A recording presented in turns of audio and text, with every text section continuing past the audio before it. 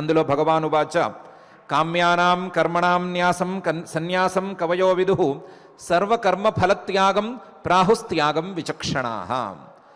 త్యాగానికి సన్యాసానికి ఒక ప్రధానమైన అర్థంలో తేడా ఏమీ లేదు. త్యాగం అనే అంశం సమానమే. కానీ కామ్యకర్మలను ఏదో ఒక కోరికతో పనులను చేసేటువంటి లక్షణాన్ని వదిలిపెట్టడం అనే దాన్ని సన్యాసం అని పండితులు అంటారు. సర్వకర్మాలకు చేసేటువంటి ప్రతి పనికి ఫలితం మీద ఆశను విడిచిపెట్టుకోవటం అనే దాన్ని ప్రాథమికంగా సన్యాసం అని అంటారు అని త్యాగానికి సన్యాసానికి ఉండేటువంటి చిన్నపాటి భేదాన్ని, త్యాగ సన్యాస శబ్దార్థాలను రెండిటినీ పరమాత్మ సంగ్రహంగా చెప్పాడు. చెప్పి కొంతమంది ఇలా అంటారు, మొత్తం కర్మలను విడిచిపెట్టడమే సన్యాసం లేదా కర్మలను విడిచిపెట్టడమే త్యాగం అని అంటారు. దాన్ని అనటంతో పాటుగా త్యాజ్యం